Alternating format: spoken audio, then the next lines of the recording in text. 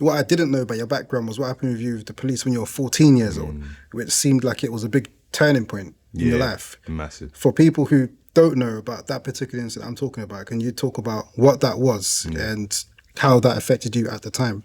Yeah, it was a very, very pivotal time in my life. Age 14, in year 9, picking your options to go into year 10. I went to a school in South East London called Kingsdale, which at the time was probably one of the worst schools in South London, let alone London. We had security guards in our school. It was mad. Wow.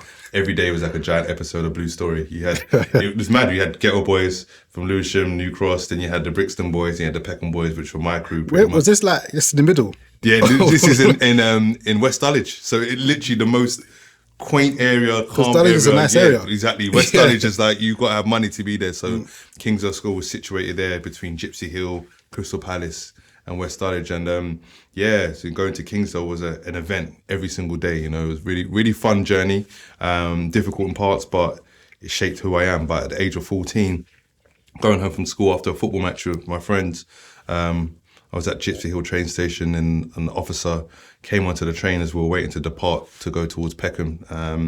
And he came on and he just came straight towards me and was like, "You, get off the train." And I was looking at him like, "Why? What have I done?" And he was like, "Get off the train before I take you off the train."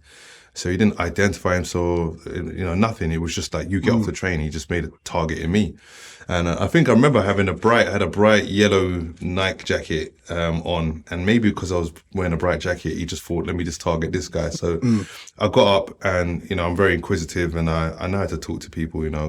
People say I've got the gift of the gab even at that age. So I went up towards him and said, "Look, officer, let me know what I'm supposed to have done. And if you tell me what I'm supposed to have done, then I can get off the train. We can have a discussion." He says, "Get off the train now before I take you off the train."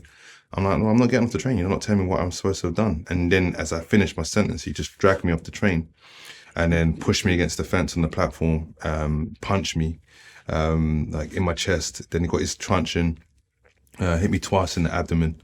Really forcefully. And at this time I was 14, still forming. I was a child. And then just really roughed me up. And I just remember just being it was so surreal in that moment.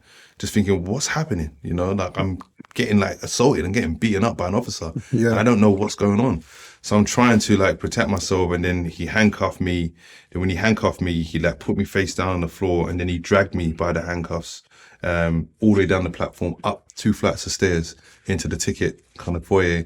And by this time, all my friends were following me and other young people from the school, and then adults as well, just innocent bystanders. It was what's going on? What's he supposed to have done? And there was a lot of pressure on this officer, for what he had done to me, and it was a brutal assault. And then, he de-arrested me. After saying that he was going to arrest me, then de-arrested me on the spot and says, "Oh, you can go home." Did he say what he was arresting you for? No, nothing. To this day, I can't tell you what it was. So, it was really traumatic. I'm crying. I don't know what's happening. I'm like, right, I need to just get home. And then I head home and I toy with the idea of not telling my mum, because at that time, 4 children, single parent, council estate. I didn't want to put any more pressure on my mum's shoulders. She was doing her utmost to look after us. And reluctantly, I told my mum, and then I thought I was going to get justice by, pressing charges against the officer, which we did. Went through a whole case, whole situation, and then it came back about eight weeks later with the Crown Prosecution Service, who assessed it and said there was no case to answer for the officer. So I'm thinking, what do you mean no case to answer? This guy's beat me up. But we had 12 independent eyewitness accounts. Gosh. We had CCTV evidence as well, and they threw it out. And then about 8 weeks after, I get a letter in the post summoning me to court, to Camberwell Court, to answer to charges of assaulting this officer. The cheek. Yeah, exactly. The cheek of it. Yeah, it was mad. Not even the cheek, the audacity. The audacity, yeah, literally. And, what does that tell a 14-year-old at that time? And, I've been told by my grandparents, uncles, aunties, don't talk to the police, don't trust the police, but was never really told why. And, I'd heard stories. And when this happened to me, I was just like, yeah, I'm going to get justice as a naive, young boy. But, yeah, when I went into that courtroom, man, I just looked around. Nobody looked like me. I realized that I never wanted to be in that position again. I realized that these people had the power to make my life hell and change my life trajectory. And I was like, no. One thing I don't like to do is give up control.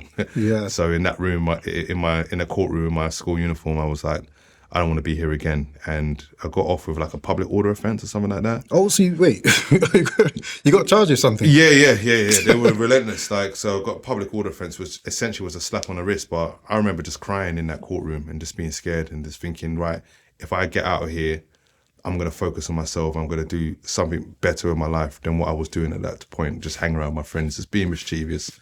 Most of them were Peckham boys, but wasn't on a positive trajectory.